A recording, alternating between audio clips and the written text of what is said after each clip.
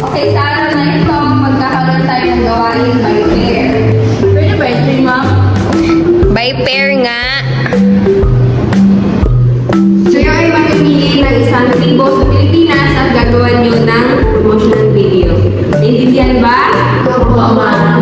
Partner tayo, pwede ka sa bahay niyo. Ay, tama. Nandun ang lola ko. Marami siyang alam tungkol sa igurot. Nice one! Huwag kang mahiya, ha? Okay.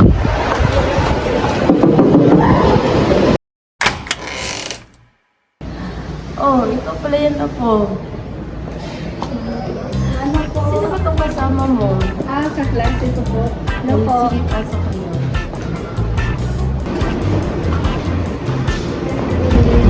Lola, pwede niyo ba kami kwentuhan tungkol sa tribo ng Igorot?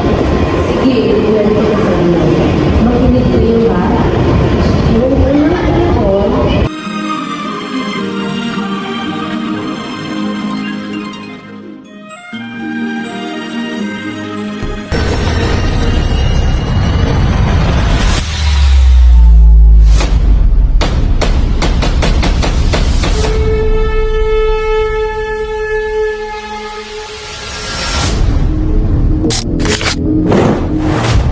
Sa kabundukan ng Cordillera Administrative Region, naninirahan ng mga Igorot, isang pangkat ng mga taong may malalim na koneksyon at kalikasan at mayamang tradisyon. Sa kanilang lupain, matatagpuan ang mga kahanghamang tanawin na sumasalamin sa kanilang kasaysayan at pamumuhay. Mula sa bantog ng Banal Restorations ng Ipukaw na hinubog ng kamay ng mga ninuno libon-libong taon na nakalipas, hanggang sa dumalay na Chico River na mahalaga sa mga komunidad ng Bantok at Kalinga. Sa Benguet, matatagpuan ang maringal na Mount Pulag na tila dagat ng ulap, habang sa Sagada, Mountain Province makikitang natatanging hanging caverns na sumasalamin sa sinaunang paniniwala at tradisyon. Makikita rin ang likas ng yaman tulad ng Caparcan Falls sa Abra at ang payapang Apayo River sa Apayo na nagpapakita ng ganda ng kanilang kalikasan. Ang mga lugar na ito ay hindi lamang mga destinasyon ng turismo. Sila ay buhay na simbolo ng pagkakakilanlan, katatagan at pamana ng mga Igorot. Ang kanilang wika ay kabilang sa Austronesian o Malayo-Polynesian na isang malaking pamilya ng mga wika sa Asia at Pacific. Ibig sabihin, may pagkakatulad ito sa wika ng kanilang mga karatig, pero may sarili rin silang kakaibang paraan na pagsasalita, pagbigkas at paggamit ng salita. Ang mga Igorot ay hindi isa lang ang wika, kundi may iba't ibang uri tulad ng Buntok, Ibaloy, Kangkanay, Isneg at Kalinga. Una, ang Buntok, tinatawag din itong Finalig. Ito ang pangunahing wika ng mga buntok sa Mountain Province. Ginagamit ito sa pang-araw-araw na pagkikipag-usap. Halimbawa, ang gawisay wakas. Ito ay pagbati na ibig sabihin, good morning o good day. Makikita dito na mahalaga sa kanila ang paggalang at maayos na pagkikipag-usap. Kagaya ng ensime ka o munusakbay mo, ifaag, na nangangahulugang mag-isip muna bago magsalita. Pangalawa, ang Ibaloy. Ito ay malapit sa wikang Pangasinan. Kaya, may pagkakapareho sila sa ilang salita. Ginagamit ito ng mga Ibaloy sa Benguet. Sa kanilang wika, makikita ang pagiging magalang at palakaibigan tulad ng kas-ano ka o how are you na nagpapakita ng concern sa kapwa. Mayroon din silang mga simpleng pagbati tulad ng mapting hug sa para sa good morning. Pangatlo, ang Kangkanay na ginagamit din sa Luzon. Ito ay kilala sa pagiging direkta at simple. Halimbawa, ang entako ay nangangahulugang let's go na madalas gamitin sa pang-araw-araw na gawain. Ang umayam naman ay tanong na where are you going na nagpapakita sa pagiging palakausap ng mga gumagamit nito. Pang-apat, ang isnag o isneg na sinasalita sa Apayao dahil sa pagkikipag-ugnayan sa ibang grupo, marami sa kanilang marunong ding mag-Ilocano. Magkikita sa kanilang wika ang pagiging praktikal tulad ng mangantara o let's eat na karaniwang ginagamit sa araw-araw. Simple pero malinaw ang kanilang paraan at pagkikipag-usap. At panghuli, ang kalinga na ginagamit sa lalawigan ng Kalinga. Ang kanilang wika ay nagpapakita ng pagiging magalang at matulungin tulad ng manhaman-a na ibig sabihin ay thank you at tulungan nakyan na nangangahulugang help me. Ipinapakita nito ang kahalagahan ng pakikipagkapwa at pagtutulungan sa kanilang kultura.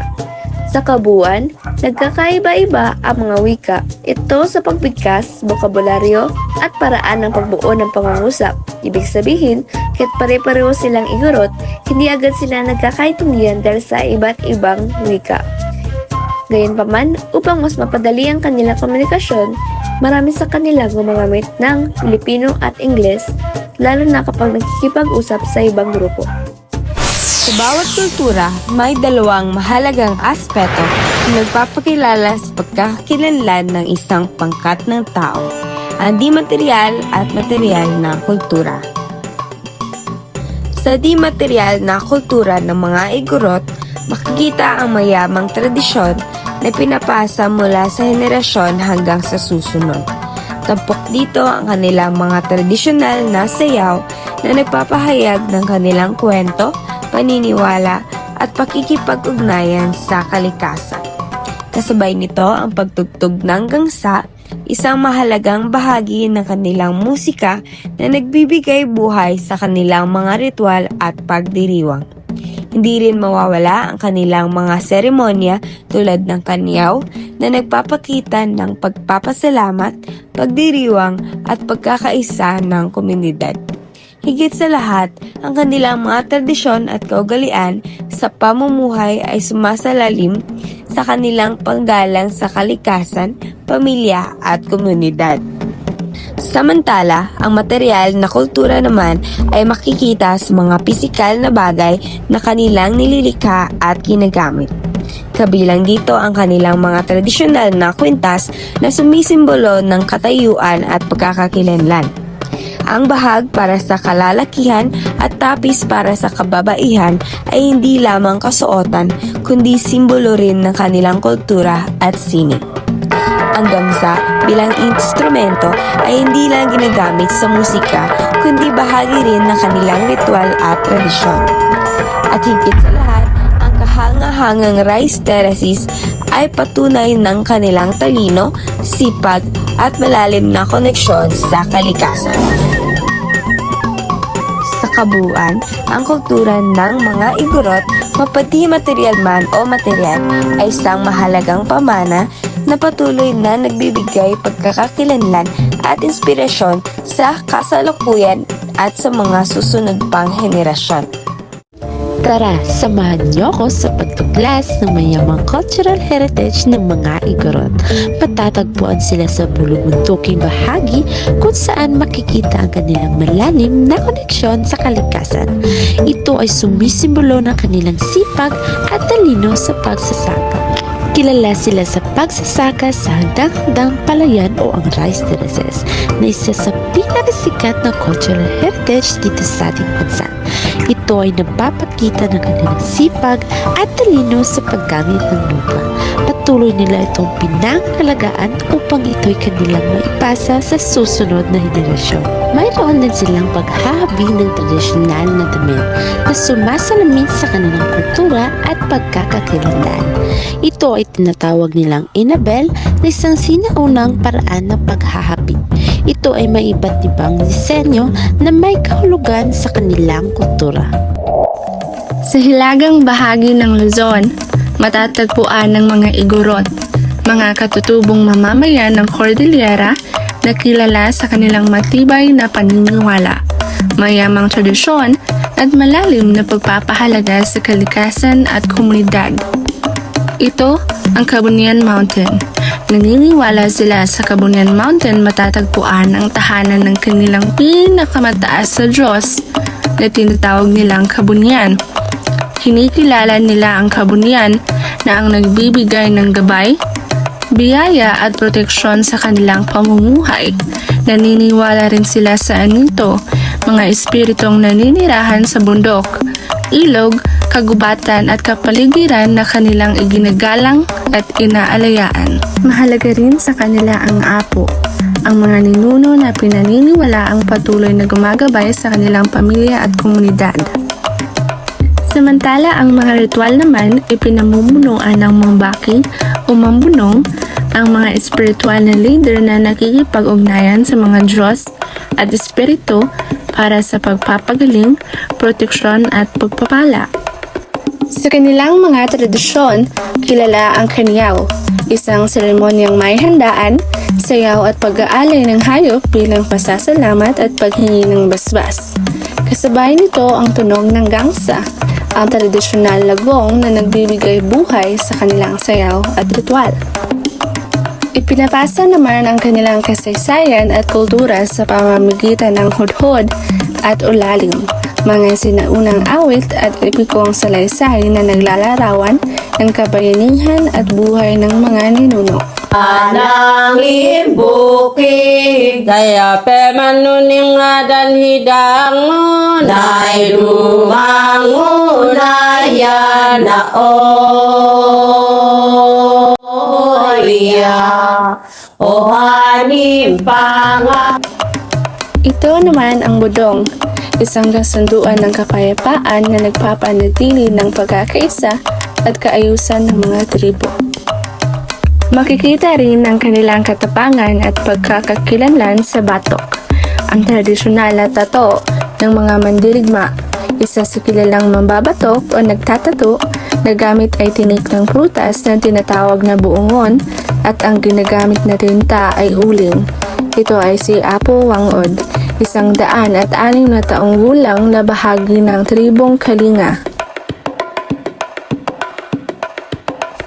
Mayroon din silang bignas, ritual para sa masaganang ani at bugwa, seremonya ng paggalang sa mga ninuno. Sa Benguet naman, kilala ang tribong Ibaloy sa kanilang sinaurang paraan ng mummification, kung saan maingat nilang pinapanatili ang katawan ng mga yumao upang mapanatiling buo sa mahabang panahon. Ang prosesong ito ay nagpapakita ng kanilang malalim na paggalang sa mga ninuno at paniniwala na ang espiritu ng yumao ay patuloy na bahagi ng kanilang komunidad at kasaysayan. Sa Ifugao, mahalagang bahagi sa kanilang kultura ang balol, isang kahoy na estatwa na sumisimbolo ng espiritu ng ninuno at tagapangalaga ng kanilang palay at kamalig. Pinaniniwalaan ang balol ay nagbibigay ng proteksyon at kasaganaan sa ani, kaya ito ay inaalayaan at iginagalang bilang sagradong bagay sa kanilang pamumuhay. Sa kanilang pamumuhay ay nakaugnay sa kalikasan, lalo na sa mga rice terraces, na simbolo ng sipag, disiplina at pagkakaisa ng komunidad. Hanggang sa kasalukuyan, patuloy na pinapangalagaan ng mga Igorot ang kanilang paniniwala at tradisyon sa pamamagitan ng mga ritual, pesta, musika, edukasyon at pagtuturo sa kabataan. Ang kulturang Igorot ay hindi lamang bahagi ng nakaraan. Ito ay buhay, matatag at patuloy na nagbibigay ng pagkakakilanlan at inspirasyon sa buong sambayanang Pilipino. Alam niyo ba na sa kabila ng ganda ng kultura ng mga Igorot, marami pa rin silang kinakaharap na problema? Sa parte ng video na ito, ating alamin ang ilan sa mahahalagang isyong dapat nating bigyan ng pansin. Una, ang pagkawala ng lupang ninuno. Ang lupang minana nila sa kanilang mga ninuno ay unti-unting nawawala dahil sa mga proyekto tulad ng pagmimina at dam. Kasama nito, nawawala ang kanilang tahanan, kabuhayan at kultura. Ikalawa, diskriminasyon at maling pagtingin. Maraming Igorot ang nakakaranas ng pagmamaliit at hindi pantay na pagtrato. Ang kanilang kultura ay minsang hindi nauunawaan at sa halip hinuhusgahan. Ikatlo, mga isyu sa kalusugan. Sa malalayong lugar, kulang ang ospital, doktor at gamot. Maraming komunidad ang hirap makakuha ng tamang serbisyong medikal. Ikaapat naman ay kakulangan sa pagkikilala sa kanilang karapatan. Bagamat may batas tulad ng Indigenous People Rights Act of 1997, hindi pa rin ito lubusang naipapatupad. Ang kanilang boses ay hindi laging naririnig. At panglima, mayroon ding tinatawag na tribal war kung saan nagkakaroon ng hidwaan ang dalawang tribo na kabilang sa mga Igorot. Makikita ito sa tribo sa Kalinga, kung saan ang alitan ay kadalasang nagsisimula dahil sa pagpatay, paghihigante o alitan sa lupa at hangganan. Kapag may nasaktan o napatay na miyembro ng isang tribo, nagkakaroon ng obligasyon ang kabilang panig na gumante, kaya lalo pang lumalala ang sigalot. Dahil dito, naapektuhan ang buong komunidad, may mga hindi nakakapag-aral, hindi nakakapagtrabaho at napipilitang umiwas upang maiwasan ang karahasan. Lahat na cause ng gulo, andun yun sa bylaws. Isa si Richard Gonayon sa mga Kalinga Bodong Council of Elders o KBCE na siyang tagapagtaguyod ng kapayapaan sa pagitan ng mga tribo sa tuwing magkakaroon ng di pagkakaintindihan na minsan ay nauuwi sa mas malalang awayan. Kaya kung masira ang bodong, doon magpatayan ang dalawang magkalaban.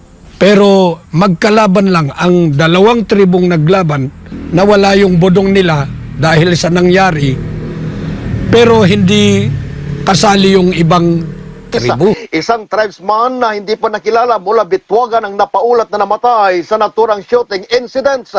Nabuo na din sa mga nakaraan ang PNP Provincial Advisory Council o PAC na umaayon para masuportahan ang Bugnay Bitwagan Tribal Conflict o time-to-time update ng PNP para sa mga sinasagawang negosasyon at pagiging bahagi ng ilang sektor bilang mga mediator tungo sa maayos na usaping pangkapayapaan na ipanukala na din kumakailan o sa mga nakarang buwan ng pagsusulong ng LGUs at otoridad ang pagsasagawa ng bodong o pispak sa ikalulutas palalo ng iringan at hidwaan lalo na kapag kalmado na ang sitwasyon. Ang mga isyong ito ay hindi lamang problema ng mga Igorot. Ito ay usapin ng pagkapantay-pantay at katarungan. Bilang bahagi ng isang bansa, mahalagang igalang natin ang kanilang kultura, pakinggan ang kanilang boses at suportahan ang kanilang karapatan. Sa simpleng pag-unawa at pagkilos, makakatulong tayo sa pagbuo ng mas makatarungan at inklusibong lipunan. Dahil ang pag-unlad ng isa ay pag-unlad ng lahat. Sa ating paglalakbay, mas nakilala natin ang mayamang kultura ng mga Igorot. Dito natin natutunan ang kahalagahan ng kanilang tradisyon, pagkakaisa at paggalang sa kalikasan. At sa huli, iniwan sa atin nito ang aral na ipagmalaki at pahalagahan ang sariling kultura.